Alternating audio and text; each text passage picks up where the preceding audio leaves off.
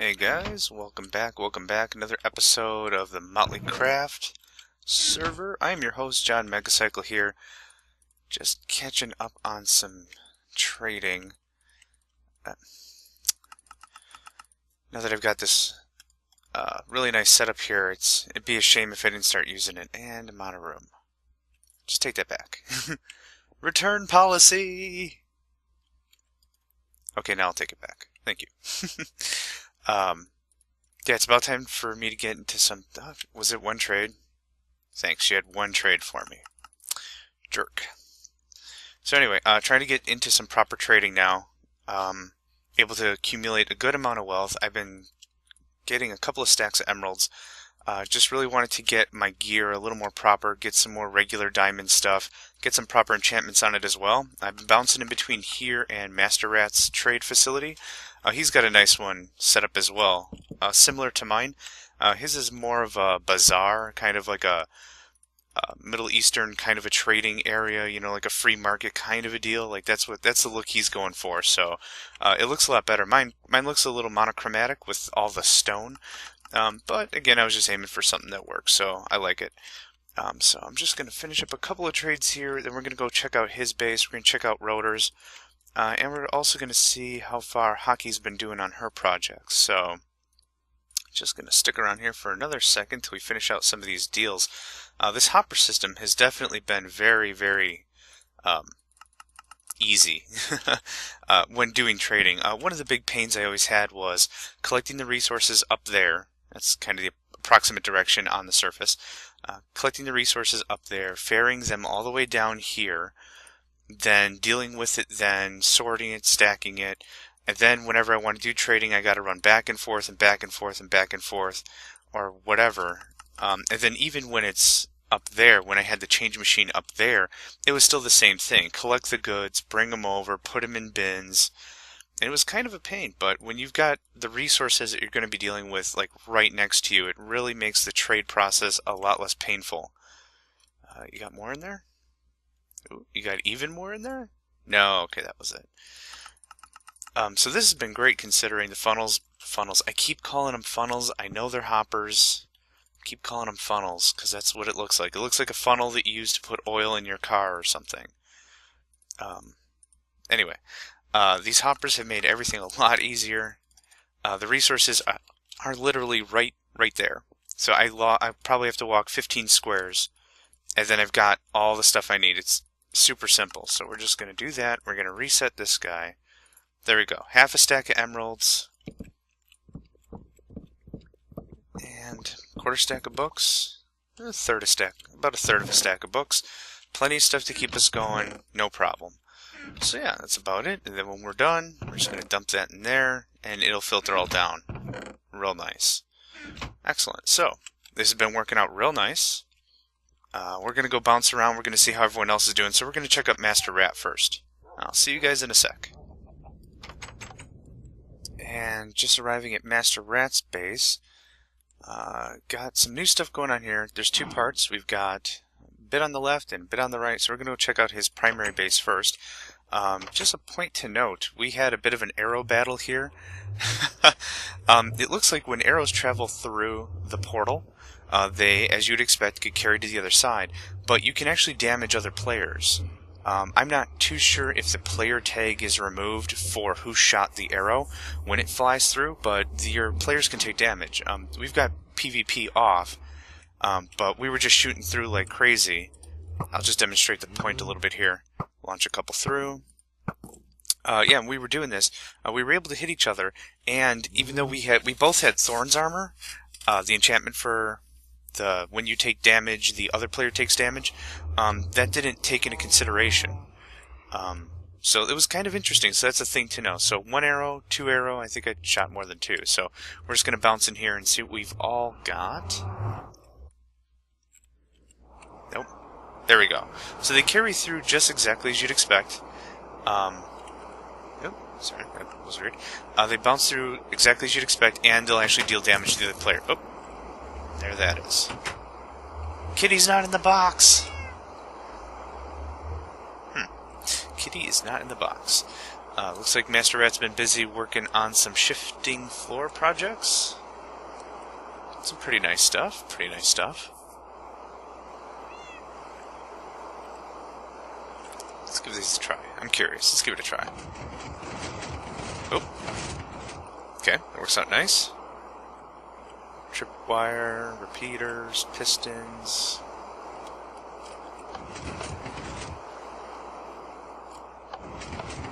Gives you a good idea.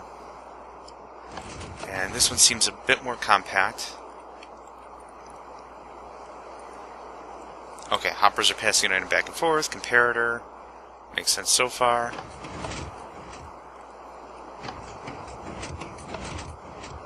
Makes sense. Okay. I really like that. That's pretty darn nifty. Passing items back and forth as a clock. It's cool. Alright, what else have we got here? Here's his new villager breeding machine, or as I like to call it, a change machine. Still working quite well, obviously. Got quite a few occupants. Oh yeah, crazy. That's absolutely crazy. Yeah, plenty of trades going on in there. So let's take a look at his village system. Now this is where he would drop villagers down, but I like to come down this way anyway, just for giggles. And here it is. It works out real nice. It's a really nice system he's got. A little loose, so he must have dumped a few guys down here. But this kind of has more of a bazaar feel to it. You know what I'm saying? It's got the kind of the carpet and the rugs used as a roof, that sort of thing. And here's all the deals. And it looks pretty darn nice. And he's got it all labeled as well. Wheat and wool, diamond sword, helmet, belts, boots, diamond swords, helmet, boots, picks, and axe. Awesome. So yeah, he's got a lot of neat stuff going on here. And then this is, well, if I know him at all, that's probably a link from an automatic sugar farm. It's got more guys. Looting 2 books, that's right. Excellent. So we're going to bounce out of here. I'm going to let Mastrratt show off his base when he gets to recording a bit more. So we're going to bounce out of here. I'm going to check out some more deals. You jumpy? I'm going to check out some more of these deals here, and then we're going to go check out Rotor's joint. So I will see you guys in just a sec. Ooh, what was that? Not too bad. And just arriving back into the Nexus, we're going to head over to Rotor's place. Rotor's certainly come a long way with how much he knows about... I thought we were talking about hybrid animals. Okay. Rotor's really come along with how much he's been using his redstone. He hardly used redstone before he got on the server. Look at that, huh?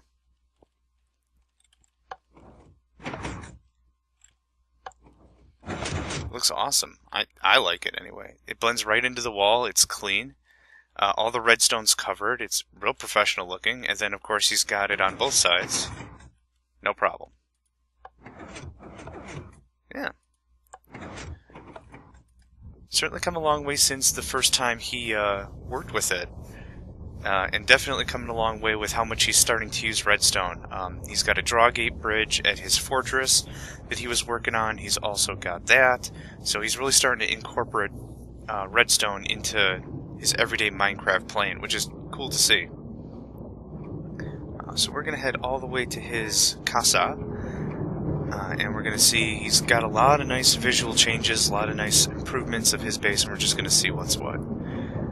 Aside from that, we're going to go also check out Hockey's place, as I mentioned. She's gotten quite a few improvements as well, so should be interesting. Okay, so take it all in, real simple. When we were here before, I believe this was set up, the bookshelves, the stairs, and everything, so we're just going to take this kind of slow. So we'll do this counterclockwise here. Please return maps or make duplicates. Oh yeah, that's been moved. Clock on the wall. So he's moved the map room over there. I believe it was here before, so that's been moved over there. This is... Yep, that's the same. Let's check up top.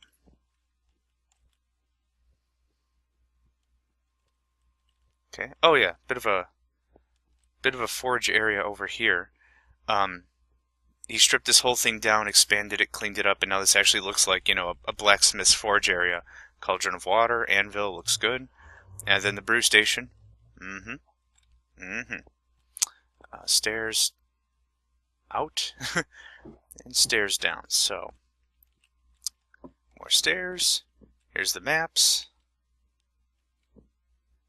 Oh, he did some exploring. I wonder if we could map it all the way over to someone else's base. That would be nifty. Okay, nice decoration here. Looks good, looks good. Bedroom, I would assume. Oh, that's nice for a rug. Look at that. Even though rugs are coming out in 1.6, the snapshot was just released Thursday, Friday-ish. So not long ago. This still adds a nice decoration to it. And these are, if I'm not mistaken, these are the pillars. These are the pillar blocks. These aren't just the quartz blocks. Those are those cut blocks. It looks really nice like that. Very good. And then lapis lazuli, of course, to complement. Storage. Head on outside. Anything new out here? Village trading machine. Let's take a peek in here. Oop. There we go. Okay. He's got it shut down at the moment, so that way the little ones don't get out, but cleaned up a little bit more, that's for sure. That is for sure. Trading house. Hey, buddy! Bzzz. Buddies. Holy crap. Can I push you in? Take a dip? Take a dip? Take a dip? Take a dip? Take a dip? Take a dip? I'm sure I'd have to hit him to get him in there, and I'm not in the mood for that, but yeah, I'm gonna have to... 4 of them. Yeah, gonna have to bury him a little closer, I think. Take care of that. I know Rotor's working on an arena as well. I kind of want to wait a little bit till it progresses a little farther before I showcase it, I think. But I was working on it with Mastrratt and Rotor a bit last night. It's going to be over there in the south. It is the south, isn't it? Yeah, it's the south. In the south, it's going to be a good distance. We found some, or actually Rotor found some spawners, and that's going to be a really neat thing soon to come. So it's going to be quite a bit of work to get it started, but we're hoping we can showcase it off kind of soon. So, alright, see you guys in a second. We'll hit up Hockey's. And we made it. Here we are at Hockey's place. She mentioned she was doing quite a bit of expansion on the outer walls, so I think that's what we're going to check out. Animals. Puppy. Hello, puppy. Yeah, we'll leave him be. Holy crap. She expanded it out another 1, 2, 3, 4. Another 9 squares. Oh. Well, 10, I guess, if you're including the wall. Holy crap. Okay, so I guess more of a traditional kind of a fortress or maybe castle-esque style. So inside are going to be all the inner... Okay, we're not going to go in that way. Forget it. I guess inside are going to be all the inner workings of the castle or of the base. And then what she'll have out here is maybe houses for villagers or something. But this gives her a lot of room to add up. Kinda neat that the jungle's kinda bleeding in. Wow, she just dozed this all the way out, huh? Here we go. No, not quite. How did I take damage for that? Weird. Let's get a better bird's eye view. Oh, a minecart's not gonna do any good. Oh, I'm totally awake. And I totally missed. Well, that's okay. That's a nice piece of land there. What the heck? No idea. That's turning out to be really nice. Look at that. Let's get a snapshot of this. Very cool. Now I am a little curious about her roller coaster. I wonder how that's been working. Oh wow, just cut this whole thing out. To see if she needs some shovels or something. Okay, so this is where her roller coaster ride's been really shaping up. Let's take a ride, shall we? Oh wait, that's where it comes in? There we go. Here's where it starts. And how do we get in here? Oh, there we go. Come on. Whee! I hope it's been properly tested.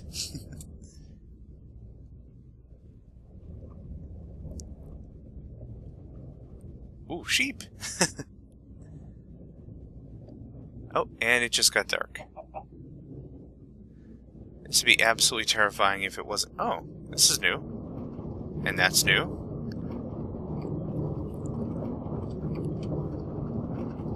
Whee! Thunk.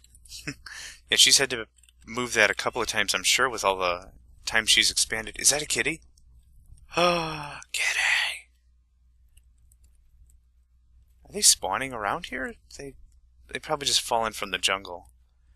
I wonder if you could actually chase them, if you could block them in properly. Because I know they just run away. I wonder what happens. Eh, that's okay. Very cool. A lot of neat improvements. I don't think there's anything really else to show. Let's take a look at one or two of these houses real quick. And we're not going to go that way.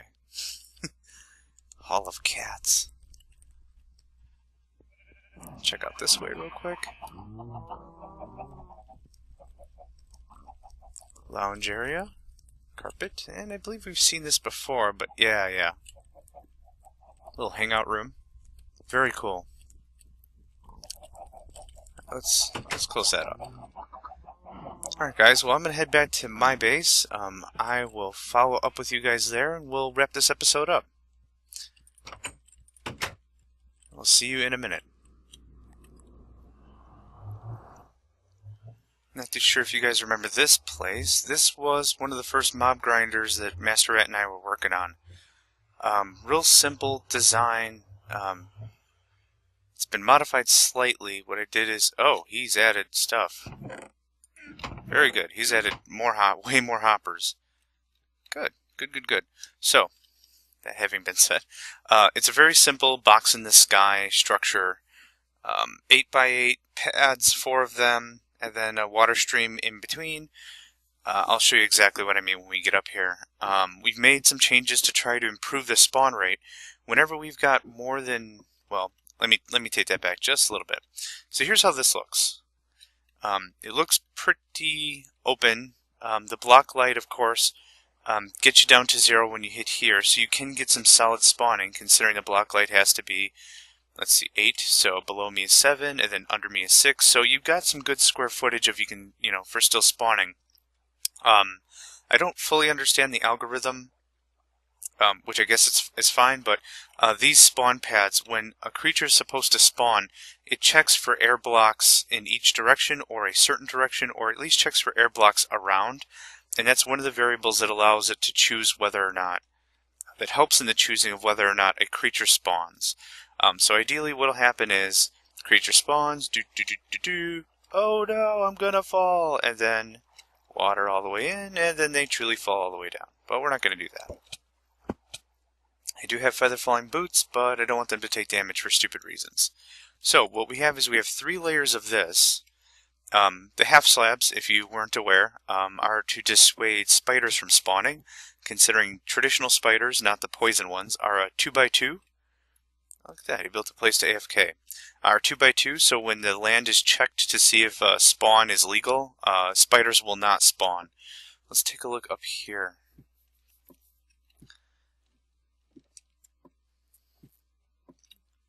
Okay, straightforward. Looks nice. Mastrratt must have built that one.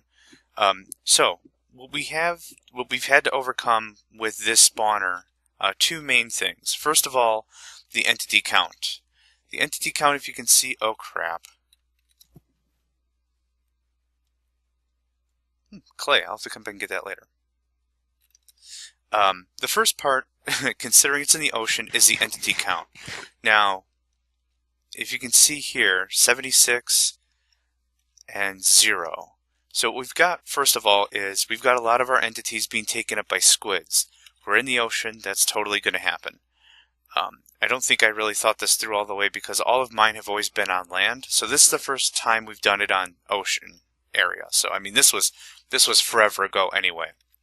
We attempted to overcome that issue by tunneling down, and we did all the way down into our own area, and we just caved and lit up everything. That still didn't help. So first of all, entities were amiss. So what we've done is we've been trying, instead of AFKing down here, where the squids can spawn. Ouch! I should really look what I'm doing. Look at what I'm doing. Instead of the squid spawning when we're down there, we come all the way up and go 20 squares above the top layer. Now what that does, as I said like 6 times already, because now I'm rambling, squids can't spawn, and it only allows this to be the legal area.